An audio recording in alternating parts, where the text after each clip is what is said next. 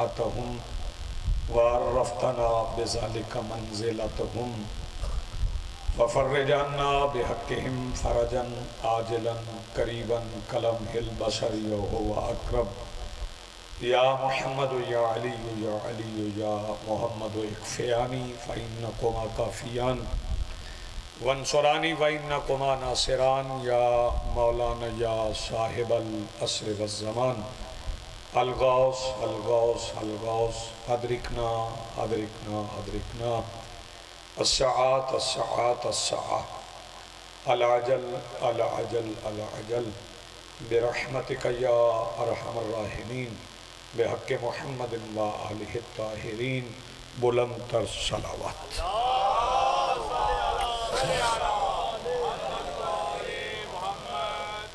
بسم اللہ الرحمن الرحیم الحمدللہ رب العالمین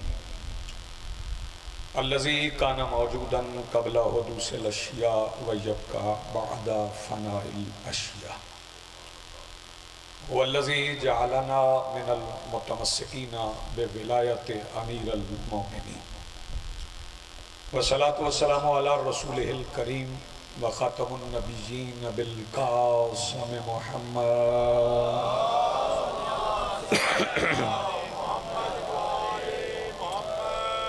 والصلاة والسلام والتحیت والاکرام علی آلہ الطیبین الطاہرین المعصومین المنتجبین المہدیین المظلومین المعصومین الذین اذہب اللہ عنہم الرجس وطہرہم تطہیرا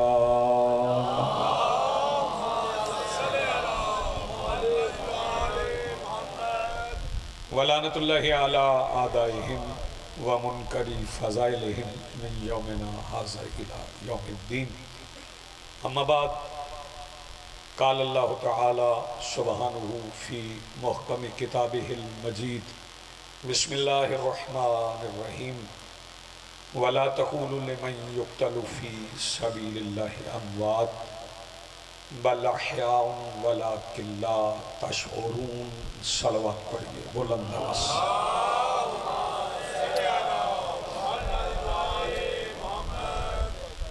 اپنی اپنی دعاؤں کی قبولیت کے لیے مرحومین کے درجات کی بلندی کے لیے مجلس کے محتمم کی توفیقات خیر میں اضافے کے لیے مملکت کی بقا کے لیے تعجیل ظہور کے لیے اور کم سے کم ایسے افراد کی دعاؤں کی قبولیت کے لیے جنہیں ذکر آل محمد سے تکلیف نہیں ہوتی اتنی بلند صلوات پڑھیں کہ دلوں میں دعائیں قبول ہونے کا احساس پیدا ہو جائے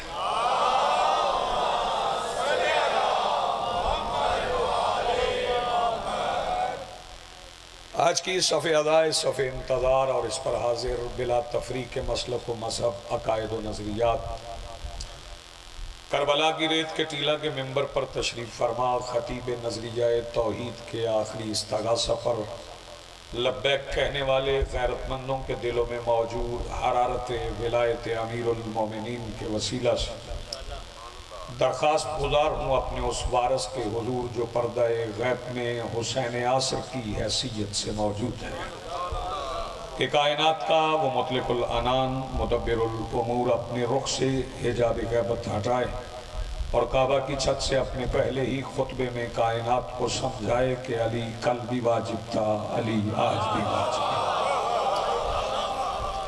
حاضرین محترم، موالیان ولی حق، عزاداران محسن انسانیت، مالک الملک کا ارشاد ہے اور جو ارشاد میرا مالک کائنات سے کرتا ہے، جو خطاب میرا مالک کائنات سے کرتا ہے، وہ بغیر وسیلے کے نہیں ہوتا۔ اللہ رب العزت اس زبان کے توسل سے، اس کی وساطت سے کائنات سے خطاب کرتا ہے جس زبان نے برسر زمین پہلا خطبہ سرکار ابو طالب کی حویلی میں دیا تھا، اور وہ الفاظ جو حسنین کے نانا کی زبان سے ادا ہو کے کائنات کے کشکول ہدایت میں خیرات ڈالتے ہیں، ان الفاظ کو قرآن کہا جاتا ہے۔ اسی قرآن حکیم میں مالک الملک نے یہ ارشاد فرمایا ہے کہ وَلَا تَقُولُ، کہ مت کہو، کیا لِمَن يُقْتَلُ فِي سَبِيلِ اللَّهِ أَمْوَاتٌ، جو اللہ کی سبیل میں قتل ہو جائیں انہیں اموات نہ کہو، ان کے لیے لفظ موت استعمال نہ کرو۔ کیوں؟ بل احیاء، بلکہ وہ زندہ ہیں، حیات ہیں، وَلَكِنْ لَا تَشْعُرُونَ، لیکن تم ان کی حیات کا، ان کی زندگی کا شعور نہیں رکھتے۔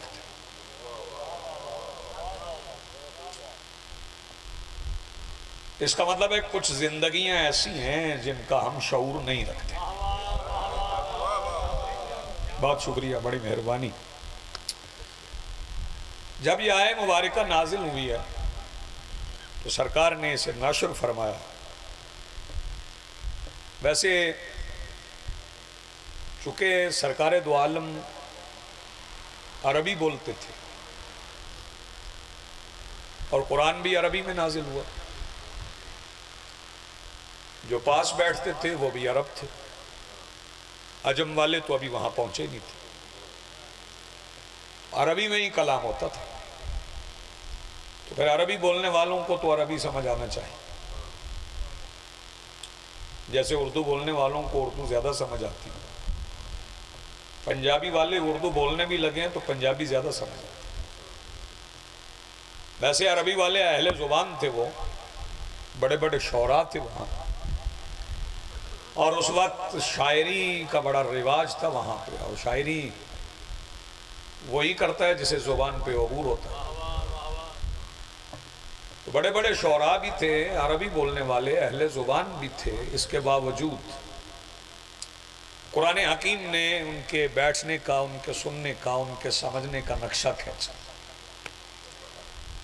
مالک الملک نے فرمایا وَمِنْهُمْ مَنْ يَسْتَمِعُ إِلَيْكَ، میرا حبیب یہ آپ کے پاس بیٹھتے ہیں، آپ کی باتوں کو یستامع، غور سے سنتے ہیں، الیک، آپ کو، حتیٰ اذا خرجوا من عندک، یہاں تک کہ آپ کی ساری باتیں سن کے اٹھ کے باہر جاتے ہیں، قالوا، تو پھر کہتے ہیں، للذین، ان سے، اوتوا العلم، جنہیں علم عطا کیا ہے، ماذا قال آنفا، یہ ابھی رسول کیا کہہ رہے تھے۔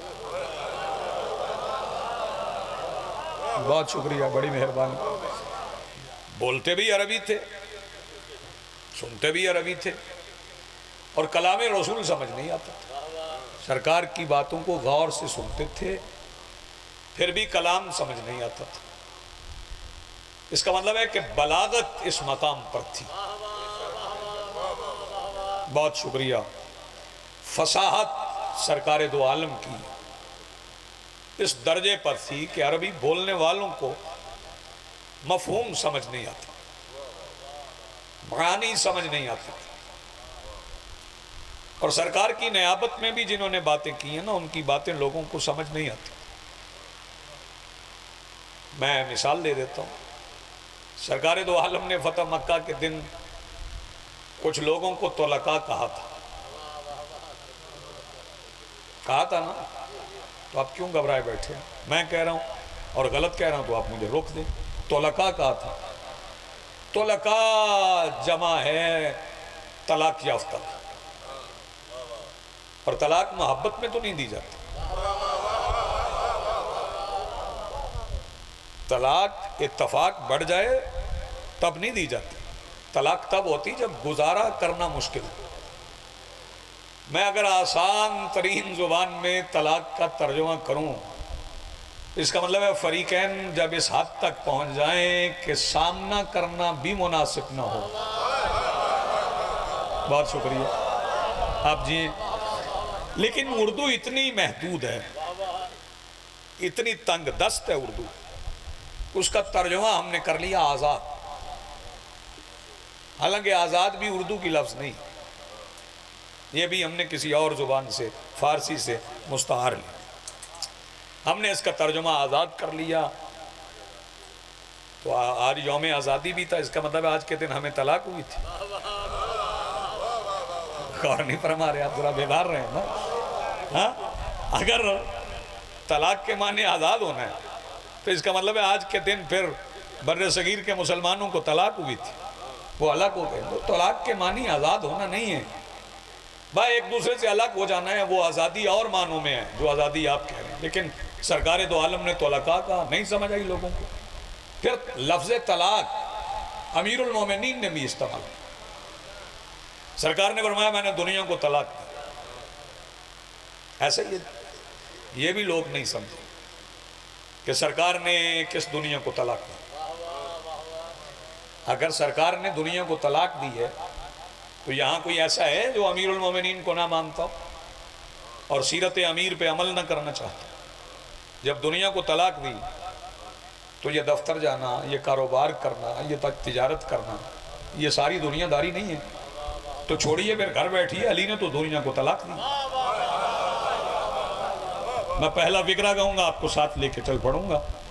علی بادشاہ نے تو دنیا کو طلاق دی، میرے امیر مولا نے دنیا کو طلاق دے دی، تو یہ پھر سارا کچھ تو دنیا داری ہے۔ میں اس کی مثال دے دیتا ہوں۔ ڈاکٹر اسناد حمدانی صاحب بھی نہیں آئے تو بس اپنے کام کی وجہ سے نہیں آئے، تو ان سے کہوں گا کہ جی چھوڑیں جی، علی نے تو دنیا کو طلاق دی، تو اب آپ کلینک کے لیے نہیں آ رہے ہیں۔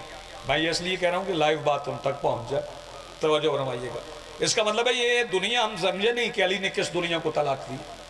پہلے دنیا کے معنی سمجھو کہ دنیا کے معنی کیا ہیں۔ دنیا کے معنی ہیں گھٹیا مؤنث، ادنا کے معنی ہوتے ہیں گھٹیا مذکر۔ تو دنیا کو خبر نہیں ہوئی کہ علی نے کس دنیا کو طلاق دیا۔ یہ علی کی بیٹی نے دربار یزید میں سمجھایا تھا جب فرمایا یبنت طلقاء، اور ہماری طلاق یافتہ عورت کے بچے ہیں۔ جی آپ سلامت رہو۔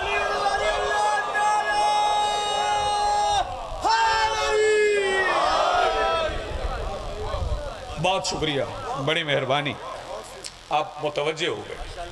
تو وہ عربی بولنے والے سرکار کے پاس بیٹھتے تھے، سرکار عربی بولتے تھے اور انہیں عربی سمجھ نہیں۔ تو اس آیت کا ترجمہ جب لوگوں نے، جب یہ آیت نازل ہوئی اور سرکار دو عالم نے فرمایا کہ وَلَا تَقُولُ لِمَنْ يُقْتَلُ فِي سَبِيلِ اللَّهِ اموات، جو اللہ کی سبیل میں قتل ہو جائیں ان کے لیے لفظ موت استعمال نہ کرو، تو لوگوں نے سمجھا بس یہ اعزازی طور پہ ہے، کہنا نہیں ہے۔ اعزازی طور پہ ہوتے ہیں، توجہ فرمائیے گا، اعزاز مل جاتے ہیں۔ بعض بندوں نے پی ایچ ڈی نہیں کی ہوتی لیکن یونیورسٹیز انہیں اعزازی طور پہ ڈگری دے دیتی ہیں، وہ ڈاکٹر کہلوانے لگ جاتے ہیں۔ پاکستان میں ایسے بڑے ڈاکٹر ہیں جنہیں اعزازی ڈگریاں مل گئی۔ پرانے وقتوں میں آنریری کپتان ہوا کرتے تھے، اعزازی طور پہ وہ کپتان ہوتے نہیں تھے، بنا دیا جاتا۔ تو اس وقت بھی لوگوں نے سمجھا کہ کہنا نہیں، بس ہیں وہ مردہ، کہنا نہیں۔ لیکن جب انہوں نے سمجھا کہ کہنا نہیں تو پھر قرآن نے گریبان پکڑ کے جھنجھوڑا اور فرمایا صرف کہنے کی بات نہیں، وَلَا تَحْسَبَنَ الَّذِينَ قُتِلُوا فِي سَبِيلِ اللَّهِ اموات، جو اللہ کی سبیل میں قتل ہو جائیں ان کے لیے سوچنا بھی نہ، پھر سوچنے سے بھی منع کر دیا، سوچنا بھی نہیں۔ تو کیوں نہیں سوچنا؟ اللہ نے وعدے کر دیا صرف وہ زندہ نہیں بل احیاء، وہ زندہ ہیں اور عام زندگی نہیں، وَعِنْدَ رَبِّهِمْ يُرْزَقُونَ، زندہ بھی ہیں اور اپنے رب کے نزدیک رزق بھی لیتے ہیں۔ توجہ فرما رہے ہیں جی، آپ بیدار ہیں، اپنے رب سے رزق بھی لیتے ہیں۔ میں اس بات کو ذرا وقت مل گیا تو تھوڑا آپ کی خدمات عالیہ میں، سائیوال کا بڑا ادیب مجمع ہے، بڑے پڑھے لکھے لوگ ہیں، بڑی بڑی شخصیات یہاں سے پیدا ہوئی ہیں، تو پہلے یہ دیکھ لیں کہ یہ رزق کون سا ہے جو جسم کے ختم ہونے کے بعد ملتا ہے۔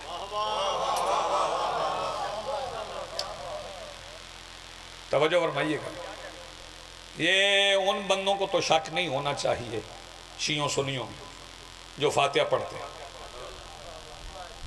ویسے طبقے بھی دو ہیں، کچھ پہ فاتحہ ہے، کچھ پہ درود ہے، کچھ پہ فاتحہ ہے، کچھ پہ درود ہے۔ جو مر گئے ان پہ فاتحہ، آپ نے غور نہیں فرمایا. جو مر گئے عابد، جو مر گئے ان پہ فاتحہ، جو زندہ ہیں ان پہ درود ہیں. اگر یقین نہ آئے تو ہمارے ساتھ کربلا چلو. یہ 6 کروڑ بندے جو کربلا میں ہیں یہ حسین پہ فاتحہ نہیں درود پڑھ رہے ہیں. آپ کی زندگی میں سلامت رہے. بہت شکریہ، بڑی مہربانی، آپ کے ہاتھ اٹھ گئے نوازش. تو یہ جو بندے دنیا سے چلے جاتے ہیں ان کو کون سا رزق ملتا ہے؟ توجہ فرمائیے گا. یہ آپ چونکہ ہمارے ہاں رواج ایسا ہے کہ ہم پھل رکھتے ہیں، قورمے رکھتے ہیں، بریانی رکھتے ہیں، اس پہ کچھ پڑھتے ہیں اور پھر خود کھا جاتے ہیں. نہیں ہے ایسا؟ تو پھر سمجھتے ہیں کہ ثواب پہنچ گئے. کھاتے بھی خود ہیں، ہاں تو سمجھتے ہیں ثواب پہنچ گئے. خود کھانے سے ثواب نہیں پہنچتا.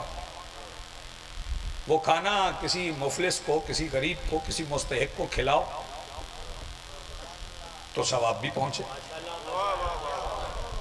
اگر آپ نے اپنے محلے کے کونسلر کی خوشنودی کے لیے اسے کھانا کھلا لیا کہ کل اس سے کام لیں، تو پھر جس کے لیے ختم دلایا نا اس کا کام نہیں ہوتا، بلکہ سمجھ لیں اس کا کام ہو گیا. توجہ فرما رہے ہیں؟ تو یہ کھانا آپ نے کسی غریب کو دیا، وہاں کیسے پہنچا؟ وہ کیا کھائیں گے؟ ان کا رزق کیا ہے؟ توجہ فرمائیے گا. رزق کے لیے یہ آپ نے سنا نہیں ہے کہ شب جمعہ وہ آتے ہیں؟ غور فرما رہے ہیں؟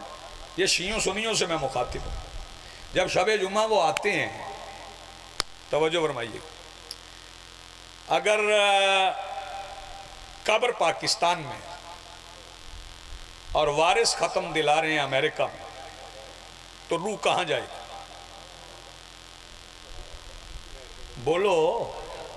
امریکہ تو اسے جانے کے لیے جہاز کی ضرورت ہے، پہنچ جائے گی نہیں. تو مجھے ان لوگوں پہ حیرانی ہے جن کے مردوں کی روح سفر کر کے، ہزاروں میل سفر طے کر کے وارثوں کے گھر پہنچ جاتی ہیں. اور اگر ہم کہیں سجاد مجلس میں آئے، میری بات پہنچے تو ذرا ہاتھ اٹھائیے گا. آباد رہیں، سلامت رہیں، زندگی ہو. بہت شکریہ، بڑی مہربانی. تو پھر انہیں اعتراض کیوں ہے؟ اب بہت اچھا سن رہے ہیں، بہت محبت سے سن رہے ہیں. یہ آتا کون ہے پہلے یہ سمجھ. اس لیے آپ چونکہ سنتے اچھا ہیں، اس لیے میں یہ خطرہ بھی مول لے گیا. ورنہ آج کل اس طرح پڑھنے کا خطرہ کوئی مول لیتا ہی نہیں ہے. بندے سمجھتے ہیں داد نہیں ملے گی، داد نہیں ملے گی تو مجلس کامیاب نہیں. بندے کہیں گے فیل پڑھ گیا. وہ فیل کئی بار سننے والے بھی ہو جاتے ہیں، ہر بار پڑھنے والے نہیں ہوتے ہیں. یہ کون ہے جو آتا ہے؟ تو دو جسم ہیں، دو انسان کے دو جسم ہیں. ایک جسم مادی ہے، ایک جسم مثالی. سن رہے ہیں؟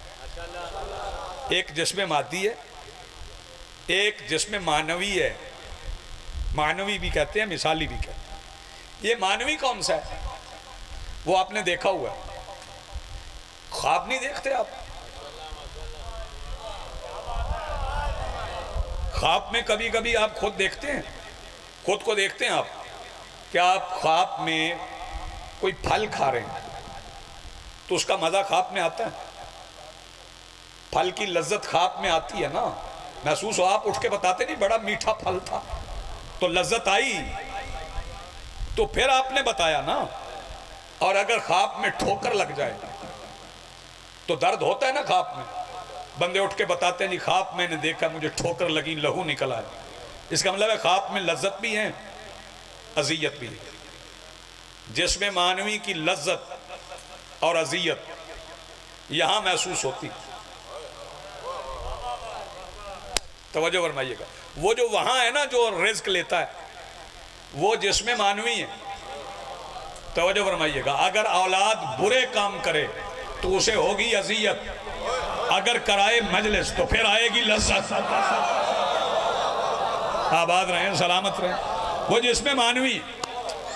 چلیں اس پہ میں اور ذرا قریب لیں. لیکن معصوم کا جسم مادی نہیں ہوتا. جہاں میں نے آپ کو لانا تھا میں بڑی جلدی لے آیا ہوں، کیونکہ آیت ہے وَلَا تَقُولُوا لِمَن يُقْتَلُ فِي سَبِيلِ اللَّهِ أَمْوَاتٌ، جو اللہ کی سبیل میں قتل ہوئے ان کے لیے لفظ موت استعمال نہیں کرا۔ تو معصومین خود سبیل ہیں۔ جاؤ اصول کافی اٹھا کے دیکھ لو، مولا فرماتے ہیں نحن سبیل اللہ، اللہ کی سبیل ہم ہیں۔ جب سبیل کے لیے مرنے والے نہیں مرتے، بہت شکریہ، بڑی مہربانی، جب سبیل کے لیے مرنے والے نہیں مرتے تو سبیل کیسے مر جائے گی؟ اس کا مطلب ہے سبیل زندہ ہے۔ تو آپ تو بڑے خوش قسمت ہیں، یہ جو میرے سامنے مجمع بیٹھا ہے یہ بڑا خوش قسمت ہے، تمہارا خدا زندہ ہے، تمہارا رسول زندہ ہے، تمہارا امام زندہ ہے، اور اتنے زندہ مان کے تم اتنے خوش قسمت، تو مر کے قبر میں اتر جاؤ تو تمہیں زندہ سمجھ کے ایک پڑھا لکھا بندہ کہتا ہے سن اور سمجھ۔ جی آپ سلامت رہیں، خدا زندہ، جی آپ سلامت رہیں، زندگی آپ، خدا زندہ،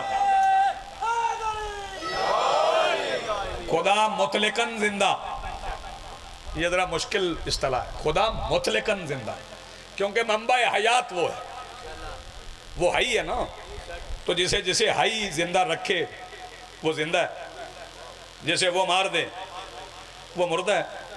اس کے لیے میں مثال دیتا ہوں، یہ امامت پہ عقیدہ رکھنے والوں کے لیے بات ہے، اثنا عشریوں کے لیے بات ہے، کوئی دوسرا اسے سمجھے نہ سمجھے اس کی اپنی مرضی ہے۔ بس یہ سمجھ لیں کہ 11 امام تمہاری رسائی میں تھے تو تم نے انہیں شہید کر لی، 12واں تمہاری رسائی میں نہیں، غور فرما رہے، 12واں تمہاری رسائی میں نہیں، تمہارا ہاتھ نہیں پہنچ سکتا، تمہاری نظر نہیں پہنچ سکتی۔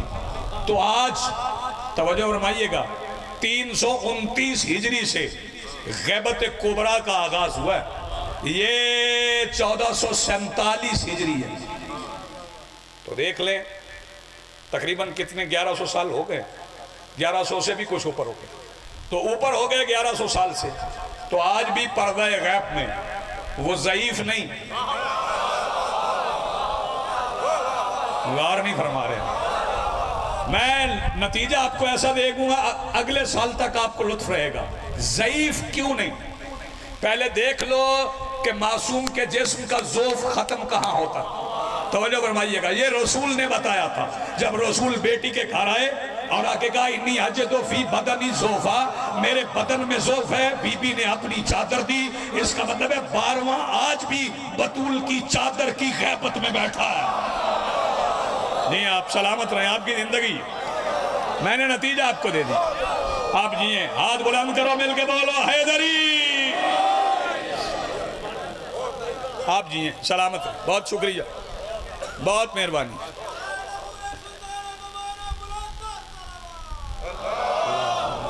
صلی علی محمد وآلِ محمد۔ آپ صلوات بہت دھیمے لہجے میں پڑھتے ہیں، جبکہ میرے مولا کا فرمان ہے، یہ خطبۃ النجاہ میں ہے کہ جب تم ہم پہ صلوات پڑھا کرو نا تو زور سے پڑھا کرو، وہ اس لیے کہ یہ صلوات ہم پہ ہے، اعلان تمہاری ماؤں کی طہارت کا ہے، صلوات اعلان کی طرح پڑھو۔ صلی اللہ، پردہ غیب میں موجود ہے، توجہ فرمائیے، لیکن وہ جو غیبت ہے اس غیبت کو آپ کیسے سمجھیں گے؟ متوجہ ہیں آپ؟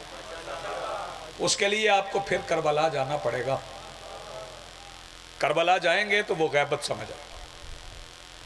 کربلا میں بھی تھوڑی دیر کی غیبت ہے،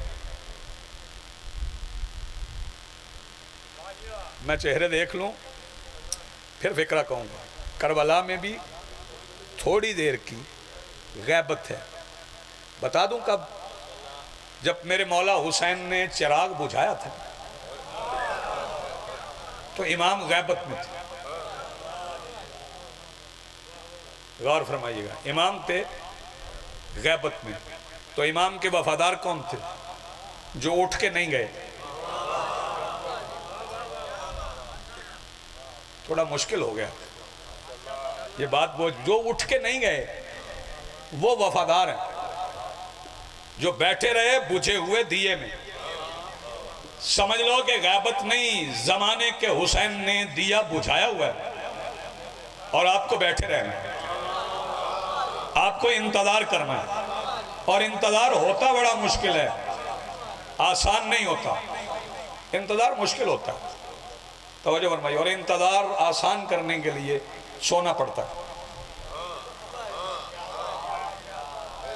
بہت اچھا جی، کیا کہنے آپ، انتظار آسان کرنے کے لیے جاگتے ہوئے انتظار مشکل ہوتا ہے، سو کے انتظار آسان ہوتا ہے، بندہ جاگتا رہے۔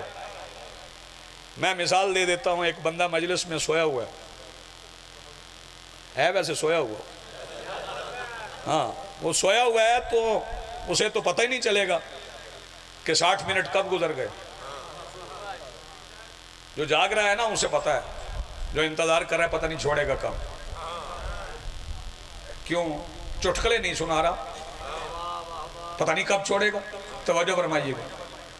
اس کا مطلب ہے انتظار، چلیں اور آسان کر دیتا ہوں، آپ کو سائیوال سے لاہور جانا ہے تو ڈرائیور سے کہیں جی لاہور مجھے پہنچنا ہے، جلدی لے جاؤ، تو آپ پچھلی سیٹ پہ سو جائیں، تھوڑی دیر کے بعد وہ کہے گا صاحب اٹھیے لاہور آ گیا، تو آپ کہیں گے ابھی تو میں سویا ہوں۔ اور اگر آپ جاگتے رہیں تو جاگتے ہوئے آپ کہیں گے پتہ نہیں کب آئیں گے، رش پڑا ہے آج، بہت دیر ہو رہی ہے، بریکیں بہت لگا رہے ہو، یعنی سارے راستے میں اعتراضات رہیں گے۔ اس کا مطلب ہے انتظار سو کے آسان ہوتا ہے، انتظار سو کے آسان ہوتا ہے، انتظار سو کے آسان ہے، جاگ کے مشکل ہے۔ اس لیے میرے مولا امیر نے فرمایا تھا، توجہ، کہ نیند ناقص موت ہے اور موت کامل نیند ہے۔ نہیں آپ سلامت رہیں، نیند ناقص موت ہے اور موت کامل نیند ہے۔ اور میرے مولا کے فرمان کو ذرا قرآن کی طرف لے جائیں، کیا قرآن اس فرمان کی تائید کر رہا ہے؟ تو قرآن سورہ یاسین میں کر رہا ہے، سورہ یاسین میں قرآن کہہ رہا ہے قالوا یا ویلنا من باسنا من مرقدنا، کہ لوگ اس دن اپنی قبروں سے اٹھیں گے اور یہ کہتے ہوئے اٹھیں گے ہمیں ہماری قبروں میں سوئے ہوئے کس نے جگا دیا؟ نہیں آپ سلامت رہیں، ہمیں ہماری قبروں میں سوئے ہوئے کس نے جگا دیا؟ بندے اٹھیں گے قبروں سے، کہاں سے؟ قبروں سے اٹھیں گے، اس کا مطلب ہے قبروں میں ہیں قبروں میں، تو قبروں سے اٹھیں گے نہیں، توجہ فرمائیے، تو ذرا پرانی قبریں کھولیں نا، قرآن کہہ رہا ہے قبر سے اٹھیں گے، ہیں قبر میں۔ اب شیعہ سنی کی تمیز نہیں ہے، سنی دیوبندی کی بھی تمیز نہیں ہے، دیوبندی اہل حدیث کی بھی تمیز نہیں، بات قرآن کی ہے، اہل قرآن بھی سن لے، اہل حدیث بھی سن لے۔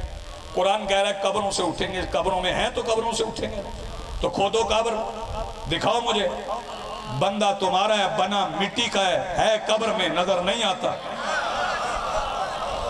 جو بندے اس فکرے پہ پیچھے رہ گئے وہ کب سے مجھے سن رہے ہیں، بندہ تمہارا ہے مٹی کا، ہے قبر میں، نظر کیوں نہیں آ رہا؟ تو کہیں گے جواب ملتا ہے، مٹی کا تھا، مٹی میں گیا، مٹی ہو گیا۔ تو پھر مجھے کہنے کی اجازت دیجئے، جو غیبت میں جائے اس جیسا ہو جاتا ہے جس سے بنا ہوتا ہے۔ جو ہاتھ اٹھا سکے وہ ہاتھ اٹھائے، جی بسم اللہ۔ جو غیبت میں جائے، بہت شکریہ، بڑی مہربانی، یہ سائیوال والوں کا سلیقہ ہے، یہ آپ کا طریقہ ہے، یہ مہمان نوازی کا سلیقہ ہے۔ جو غیبت میں جائے اس جیسا ہو جاتا ہے جس سے بنا ہوتا ہے۔ میرا امام بھی غیبت میں ہے، میرا امام بھی غیبت میں ہے، تو پھر کس جیسا ہے؟ جس سے بنا ہے۔ بنا کس سے؟ اللہ کے نور سے۔ نہ رک جاؤ، داد بے شک نہ دینا، اگر 12واں اللہ کا نور ہے تو چوتھا کون ہے؟ بات سے اختلاف ہو تو بے شک مجھے ٹوک دینا، میں اس بات کا قائل ہی نہیں کہ مجلس خراب ہو جاتی، آپس میں باتیں کرنے سے مجلس کو کچھ نہیں ہوتا، توجہ فرمائیے، یہ تو گفتگو ہوتی ہے، یہ آپ کا حق بنتا ہے، یہ سامعین کا حق بنتا ہے کہ وہ ادب آداب کے دائرے کے اندر خطیب سے واعظ سے بات کر لیں۔ یہ رواج عجیب ہے، بانیان نے اور ہم ذاکرین نے بنایا۔ میرے ایک دوست خطیب تھے، مولانا کے درجات بلند فرمائے، تو وہ میرے ایک محسن کے مہمان تھے، تو انہیں وہ ممبر پہ چٹ آ گئی، تو انہوں نے وہ میرے دوست سے کہا شاہ جی دیکھ لیں آپ کے ہوتے ہوئے ہمیں چٹے آتے ہیں. انہوں نے کہا آئندہ نہیں آئے گا. تو میرے محترم سامعین یہ آداب مجلس ہے. اور بلکہ اب ایسا ہونا چاہیے کہ جس عنوان پہ بندہ گفتگو کرے اس کے لیے آپ کے پاس اتنا وقت ہونا چاہیے کہ وہ اگر 40 منٹ گفتگو کرے تو آدھا گھنٹہ آپ کے سوالات کے لیے بھی ہونا چاہیے. وہاں بات ہونا چاہیے, کوئی تشنہ تو نہ چلے جائے نا, یہ باتیں تو ہونا چاہیے. ایسا نہیں ہے کہ اس سے کوئی عبادت متاثر ہو جائے گی. بندے قبر میں مٹی کے ہیں, مٹی جیسے ہو گئے, جو غیبت میں جائے اس جیسا ہو جائے گا. جس سے بنے اللہ کے نور سے ہیں, وہ اللہ کا نور. اگر 12واں اللہ کا نور ہے تو چوتھا اللہ کا نور ہے. تو میرا نوجوانوں سے سوال ہے, اللہ کا نور بیمار ہوتا ہے؟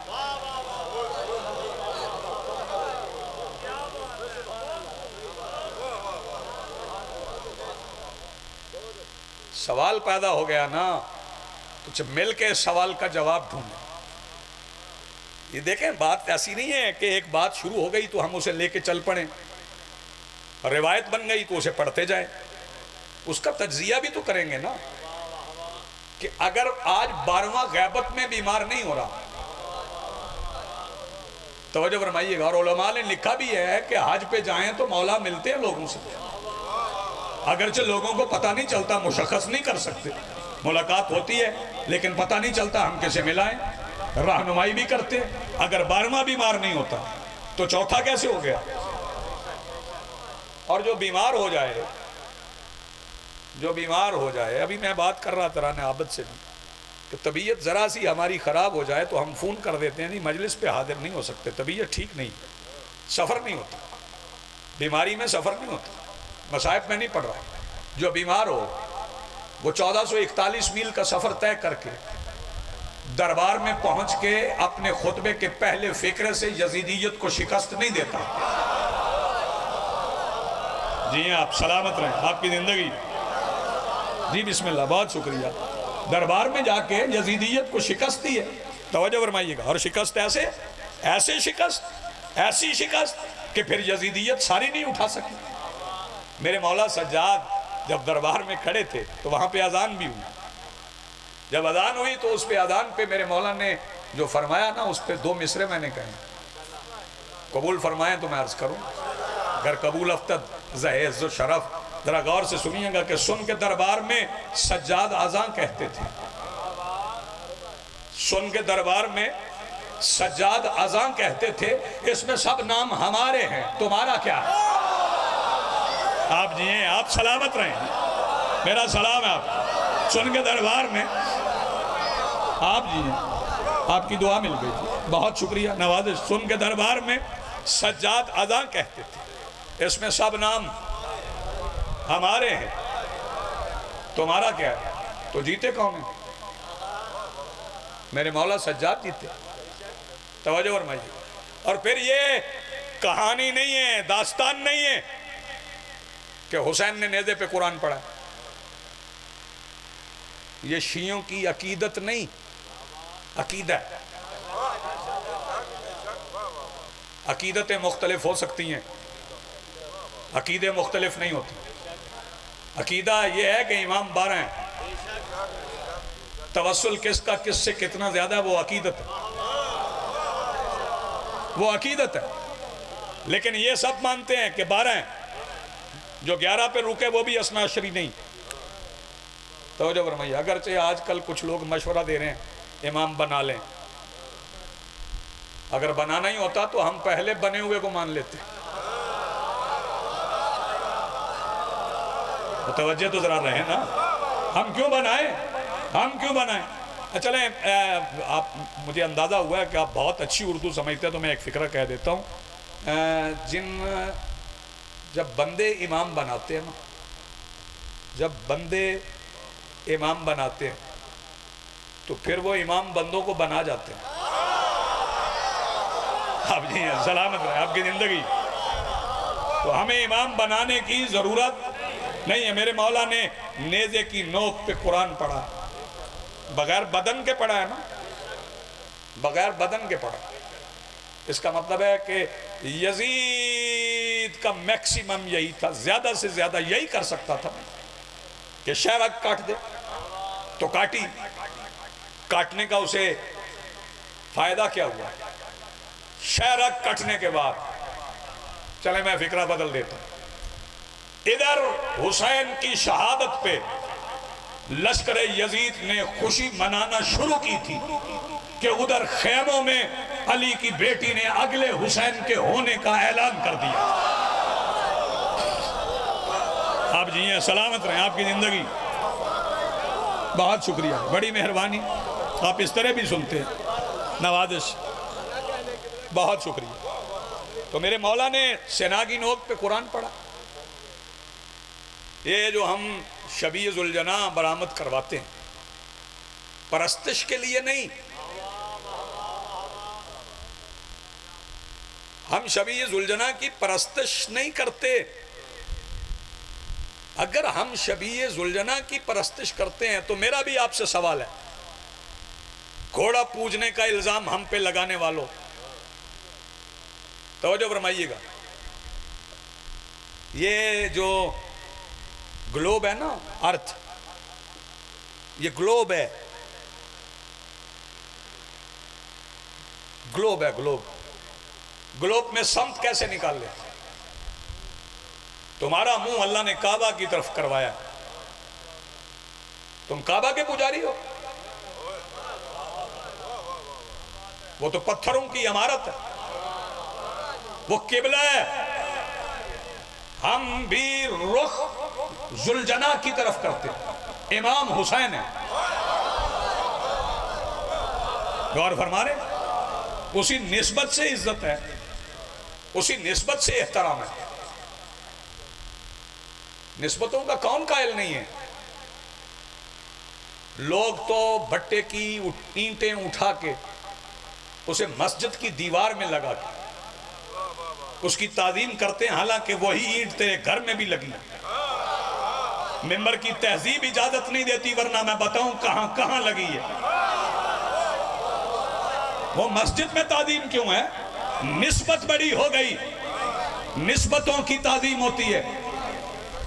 میں سید ہوں تو مجھے نسبت حاصل ہے، لیکن میں نے کبھی نہیں کہا میرا دادا علی ہے، میں نے نہیں کبھی کہا کہ میرا دادا سجاد ہے، میں ریت ہوں، وہ مالک ہے، ہاں میں ریت ہوں، وہ مالک ہے، وہ امام ہے، وہ امام ہے، توجہ فرما رہے ہیں؟ تو یہ نسبتوں کی عزت ہے، ہماری عزت ہو رہی ہے تو نسبت کی وجہ سے۔ آج جاؤ نا کربلا میں دیکھو، یہ نسبت ہے۔ اگر آپ مجلس میں آئے ہیں تو میں گزارش کر کے جاؤں گا، شاہیوال کے جتنے عزادار میرے سامنے بیٹھے ہو، میں بحیثیت سید آپ سے التماس کروں گا کہ اس پیغام کو کم از کم 9 لوگوں تک پہنچا۔ 9 عدد میں معین اس لیے کر رہا ہوں کہ یہ متبرک عدد ہے، لوگوں تک پہنچانا کہ مجلس حسین کے معاملے میں ذاکر کے نام کا شرک نہ کرنا۔ صف بچ جائے تو آ جاؤ، اور جتنی زیادہ تعداد میں آ سکو اتنی زیادہ تعداد میں آ، کیونکہ اور کوئی آئے نہ آئے وہ شہزادیاں ضرور آتی۔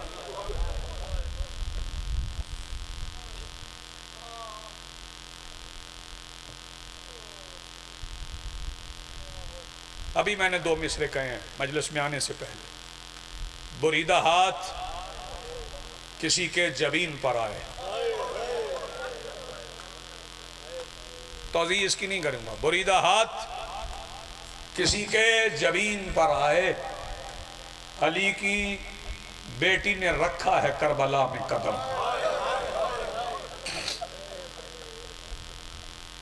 شبیہ ذوالجناح میں بلواؤں گا ذرا اس حوالے سے کہ چہلم بھی ہو جائے اور شبیہ ذوالجناح بھی آ جائے۔ جب یہ شہزادیاں کربلا پہنچی تو میری مخدومہ نے مولا سجاد سے پوچھا، سجاد آپ نے اعجاز امامت سے شہید دفن کیے ہیں، مجھے میرے بھائی عباس کی قبر پہ لے جاؤ۔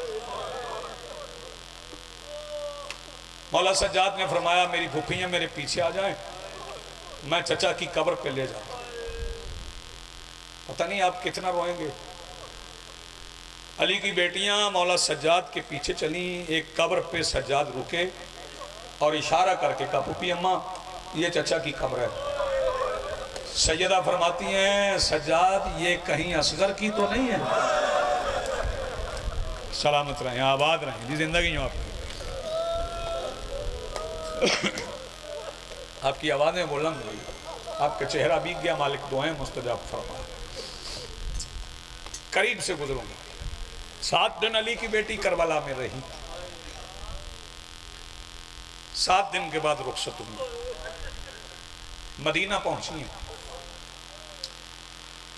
ان بندوں نے روایات کا تجزیہ نہیں کیا، لکھے ہوئی ہونے سے مجھے انکار نہیں، شاید کسی روزہ خان نے پڑھ دی اور لکھ دی گئی، لیکن میں یہ نہیں مانتا کہ شہزادی پہنچی ہو مدینے اور مدینے والوں نے پہچانا نہ۔ یہ تیری میری نسلوں کو پہچانتے ہیں، ایک دوسرے کو کیسے نہیں پہچانتے؟ سرکار محمد انفیاء سیدہ ام البنین 28 رجب کے بعد روضہ رسول کے چراغوں کی روشنی کی ضامن حسین کی بیٹی جناب عبداللہ ابن جعفر طیار، جناب عبید اللہ ابن عباس، یہ شہزادی کے استقبال کے لیے آئے۔ اور جب سیدہ فاطمہ صغریٰ مولا سجاد کے قریب پہنچی تو دونوں بہن بھائی آمنے سامنے ہوئے۔ سیدہ فاطمہ صغریٰ بھائی کی حالت دیکھ کر، بھائی بہن کی حالت دیکھ کر، بہن نے بھائی سے پوچھا بھیا آپ ضعیف ہو گئے؟ بھائی نے بہن سے پوچھا بہن آپ ضعیفہ ہو گئی؟ وجہ کیا ہوئی؟ جو مولا سجاد نے فرمایا تیری سمجھ میں آ گیا تو عبادت یہاں پہ مکمل ہے۔ مولا سجاد فرماتے ہیں فرق صرف اتنا ہے، مجھے بازار نے بوڑھا کر دیا، سبحان اللہ مرحبا، تمہیں انتظار نے ضعیف کر دیا، تم علی اکبر کے انتظار میں ضعیف ہے۔ شہزادیاں مدینہ آ گئی، میں جلدی کر جاؤں چونکہ ماتمداری ہونا ہے۔ شہزادیاں مدینہ آ گئیں، دھوپ میں حسین بادشاہ کے غم کے مسلح بچھ گئے۔ ایک بی بی دھوپ میں نہیں بیٹھتی تھی، ساری شہزادیاں دھوپ میں بیٹھتی، صرف 6 مہینے کے جرنیل کی اماں نہیں، ساری بیبیاں دھوپ میں ہی بیٹھتی تھی۔ مستورات آتی تھی مدینہ کی شہزادی کے پاس، پرسہ دیتی تھی۔ جناب عبداللہ ابن جعفر طیار، میرے پاس وقت ابھی ہے، جناب عبداللہ ابن جعفر طیار بھی آتے تھے، فجر کی نماز کے بعد آتے تھے، مغربین پڑھ کے جاتے تھے۔ 6 مہینے آئے جناب عبداللہ، 6 مہینے گزرنے کے بعد ایک دن جناب عبداللہ ابن جعفر طیار آئے تو سیدھے شہزادی کے پاس نہیں آئے، دروازے پہ رک گئے اور دروازے پہ کھڑے ہو کے پڑھا بسم اللہ الرحمن الرحیم انما یرید اللہ لیذھب عنکم الرجس اہل البیت ویطہرکم تطہیرا۔ جوانوں بچوں کو نہیں پتا ہے کہ یہ آیت کیوں پڑھی جاتی تھی، یہ سوال ہی پڑھتے تھے۔ میرے مولا سجاد نے جناب عبداللہ کی آواز سنی، فوراً دروازے پہ آئے، دروازہ کھول کے آواز دے کے کہنے لگے یہ آج مدینے کا رئیس شام کے مسافر سے کیا مانگنے آیا؟ سبحان اللہ مرحبا۔ جناب عبداللہ عرض کرتے ہیں آپ امام ہیں زمانے کے، میں اس لیے ہوں کہ اپنی پھوپھی سے کہیں ایک بار شام فتح کرنے والا قدم میری حویلی میں رکھے۔ میں پھر کہوں یہ لفظ، اپنی پھوپھی سے کہیں ایک بار شام فتح کرنے والا قدم میری حویلی میں رکھے۔ مولا سجاد نے فرمایا چچا میں پھوپھی کو حکم نہیں دے سکتا، آؤ مل کے چچا بھتیجا پھوپھی سے کہتے ہیں وہاں آئے جہاں میرے مولا حسین کے غم کے مسلح پہ دھوپ میں فاتح شام شہزادی بیٹھی تھی۔ مولا سجاد قریب آئے، پھوپھی کے پیروں پہ ہاتھ رکھنے لگے، شہزادی نے بیٹے کا زخمی ہاتھ پکڑا، چوم کے آواز دے کے کہتی سجاد میرے پیروں پہ ہاتھ نہ رکھ، آپ کی زبان سے نکلے ہوئے لفظ اللہ کا قانون بن جاتے، کہیے جو کہنا ہے۔ مولا سجاد فرماتے پھوپھی اماں میں نہیں کہتا، چاچا عبداللہ کہہ رہے ہیں ایک بار شام فتح کرنے والا قدم میری حویلی میں رکھے۔ بی بی آواز دے کے کہتی سجاد آپ نے کہہ دیا اب مجھے جانا ہے، لیکن عبداللہ سے کہہ دیں میری ایک شرط ہے۔ جناب عبداللہ نے ہاتھ باندھ لیا، کہا امیر المومنین کی بیٹی 1000 شرطیں رکھو میں پوری کروں۔ شہزادی فرماتی نہیں، شرط صرف ایک ہے، صرف ایک شرط ہے، جاؤں گی آپ کے گھر ویسے جیسے عباس کی موجودگی میں جاتا. سبحان اللہ، مرحبا مرحبا. جاؤں گی ویسے جیسے عباس کی موجودگی میں جاتی. مولا سجاد نے فرمایا پھوپھی میں انتظام کرتا ہوں. اہتمام ہوا، کناتیں لگ گئیں. مدت کے بعد پردہ بنا. تشریف رکھے. مدت کے بعد پردہ بنا. علی کی بیٹی برقع پہن کے اپنی جگہ سے اٹھی. بنو ہاشم کی مستورات نے حلقہ بنا لیا علی کی بیٹی کے گرد. بنو ہاشم کی مستورات کے گرد بنو ہاشم کے مردوں کا حلقہ بن گیا. محمد حنفیہ، عبداللہ ابن جعفر طیار، عبید اللہ ابن عباس، مولا سجاد، مولا باقر شہزادی کے گرد ہے. یہ سیدہ کو لے کے چلے نا تو ایک دھوپ میں بیٹھی ہوئی جناب لبابہ خاتون. ان کی گود میں مولا عباس کا چند سال کا بیٹا عبید اللہ ابن عباس بیٹھا تھا. جب عبید اللہ نے دیکھا نا کہ پھوپھی نکلنے لگی گھر سے، عباس کا بیٹا ماں کی گود سے اترا، امامہ اتار دیا، نالین اتار دی. عباس کا بیٹا چھوٹی سی تلوار ہاتھ میں لے کے مدینے کی گلی میں آ کے آواز دے کے کہتا تھا الحجاب،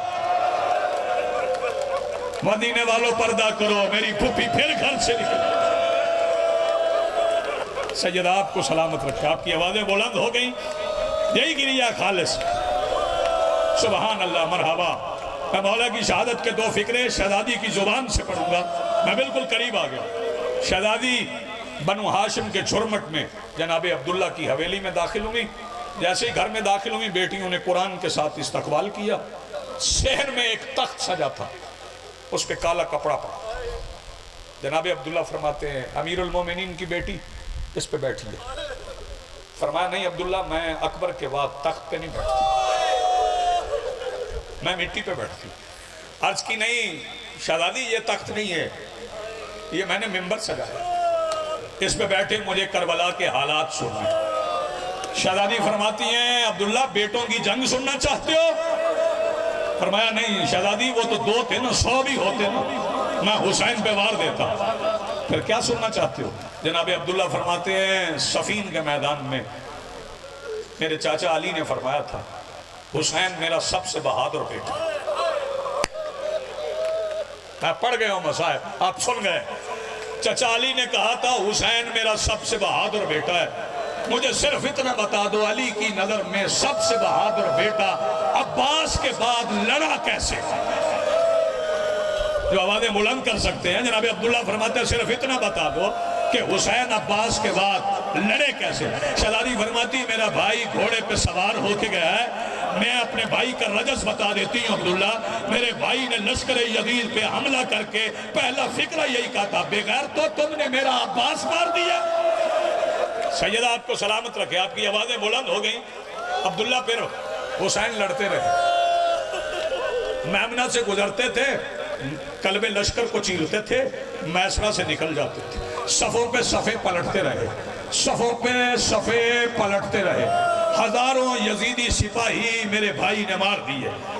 پھر لڑتے لڑتے پتہ نہیں کون بندہ جو نہ سمجھے اس فکرے کو، لڑتے اچانک ایک ٹوٹا ہوا ہاتھ. کون سن گیا ماتمی جوانوں؟ ایک ٹوٹا ہوا ہاتھ حسین کی کلائی میں آیا. فرمایا حسین بچپن کا وعدہ وفا کر. حسین نے ان للہ پڑھ کے تلوار کو نیام میں رکھنا شروع کیا. جو ماتمی جوان تیاری کر کے بیٹھے ابھی تلوار نیام میں نہیں آئی تھی کہ زجر بن قیس نے پہلا نیزہ حسین کی پسلیوں میں ایسے مارا کہ حسین نے آواز دی اما میری بھی ٹوٹ گئی. سید آپ کو سلامت رکھے. آوازیں بلند کر کے شبیہ ذوالجناح کا استقبال کرنا. اما میری بھی ٹوٹ گئی. حسین زین سے اترے، تیروں پہ رہے. آپ سلامت رہیں. بڑا خوبصورت آپ نے سنا ہے، بڑی پیاری عزاداری آپ نے. یہی خالص عزاداری ہے. حسین زمین پہ آئے ہیں نا، تیر لگے، پتھر لگے، تلواریں لگیں، ان گنت زخم ہوئے. اب میں ایک فکرہ کہوں گا، مجھے معاف کر دینا، میں مقتل سے ہو بہو فکرے نہیں پڑھا کرتا. مومنین کے دل نازک ہوتے ہیں، لیکن یہ فکرہ چھوڑ جاؤں تو حسین کی شہادت سے غداری ہے. محمد ابن اشعث حرامزادے نے حسین کو پہلا تمانچہ مارا. سبحان اللہ، تیری جوانی سلامت رہے، آباد رہو۔ وہ بین کر کے رونے والوں، محمد ابن اشعث نے پہلا تماچا مارا۔ اگلا فکر کہوں، سنان بن انس نے حسین کو نیزہ مارا، نیزے کے بعد نکیلا پتھر مارا۔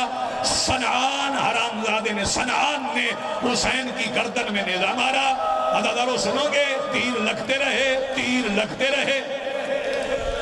ایک فکرہ میں یہاں روک کے کہنا چاہتا ہوں، ایک فکرہ پڑھے لکھے جوان بیٹھے ہیں، انسانی جسم میں 206 ہڈیاں ہوتی ہیں، اور تیر کی یہ خاصیت ہے جہاں لگے ہڈی توڑ دیتا ہے، جہاں لگے ہڈی توڑ دیتا ہے۔ پتہ نہیں کون حسین کی طاقت سمجھے، 1000 تیر کھانے کے بعد جو اپنے پیروں پہ چل کے اکبر کا منہ چومے، جزاک اللہ مرحبا، ہائے کر کے رونے والے آوازیں بلند رکھنا، جو اپنے پیروں پہ چل کے علی اکبر کا منہ چومے اسے حسین کہتے۔ میرے مولا کو اتنے تیر لگے ہوئے۔ عزادارو پھر وہ وقت آ گیا جب حسین نے سجدے کی تیاری کی، ادھر حسین نے سجدے کی تیاری کی، ادھر برقعے میں لپٹی ہوئی 3 سال کی شہزادی بابا کو ملنے کے لیے چلی۔ جب شہزادی چلی، رستے میں کسی سے پوچھا، جوان میری طرف دیکھیں گے تو ماتم کر لیں گے۔ شہزادی نے کسی سے پوچھا، یا شیخ حل رایتا ابھی، تو نے میرے بابا کو دیکھا ہے؟ اور ماتمی جوانوں دیکھنا میری طرف۔ میں بتاؤں اس نے کیسے بتایا؟ اس نے بتایا ایسے کہ سکینہ ریت پہ گر پڑی، شہزادی اٹھ کے کہتی ہے، مار تو لیا ہے، اب بتا میرا بابا ہے کہاں؟ مالک تمہارا ماتم قبول فرمائے۔ جن کے ہاتھ رخساروں پہ آ گئے، جن کے سروں پہ آ گئے، عزادارو اس نے کہا میں تیر چلاتا ہوں، جیسے لگ جائے وہی تیرا بابا ہے۔ اس حرامزادے نے تیر چلایا، لگا حسین کو، فوجوں کی بھیڑ سے بیٹی گزر کے بابا کے پاس پہنچ گئی۔ انتظار نہ کرواؤں جوانوں کو، بیٹی بھی پہنچ گئی، قاتل بھی پہنچ گیا۔ آئے بیٹی بھی پہنچ گئی، قاتل بھی پہنچ گیا۔ حسین کا سر سجدے میں تھا، ایک طرف بیٹی تھی، ایک طرف بابا تھا، درمیان میں قاتل کا ہاتھ تھا۔ وہ ہاتھ کبھی بیٹی کو لگتا، کبھی حسین کو لگتا۔ اس نے جلدی میں ضربیں مارنا شروع کی۔ سکینہ بابا کا طواف کرتی رہی۔ پہلی ضرب پہ آدم گئے، دوسری پہ نوح گئے، تیسری پہ شیش گئے، چوتھی پہ ادریس گئے، پانچویں پہ موسیٰ گئے، چھٹی پہ یعقوب و یوسف گئے، 7ویں ضرب چلی کہ ابراہیم کہتے 40 اسماعیل یہ اور ہے۔ تیاری کرو گے ماتم کی، یہ اور ہے، ہم اور ہیں۔ 8ویں ضرب تک سکینہ کھڑی رہی ماتمی جوانوں۔ 9ویں ضرب پہ سکینہ فرات کے کنارے کنارے دوڑ کے وہاں آئی جہاں 34 سال کا عباس بازو کٹوا کے پڑا تھا۔ چاچا کے سینے پہ سر رکھ کے شہزادی آواز دے کے کہتی ہے، چاچا میرے سامنے شمر نے تیرے بھائی کو تماچے مارے۔ پھر ضربے چلانے کے بعد اس حرامزادے نے حسین کی زلفوں میں ہاتھ ڈالا، یہ کھینچ کے وہاں لے آیا جہاں بہن دیکھ رہی تھی۔ بہن کے سامنے اس نے بھائی کو ذبح کیا۔ بیٹی پلٹ کے آئی تو کہنے لگی، ایسے نہ اٹھا، میری جھولی میں رکھ دے، جہاں تو کہے گا وہی چھوڑو گی۔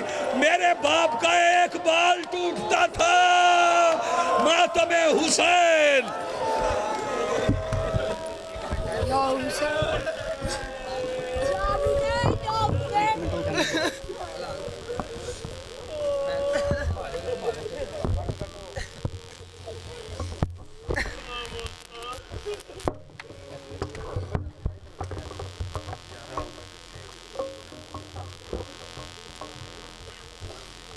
کون خاتون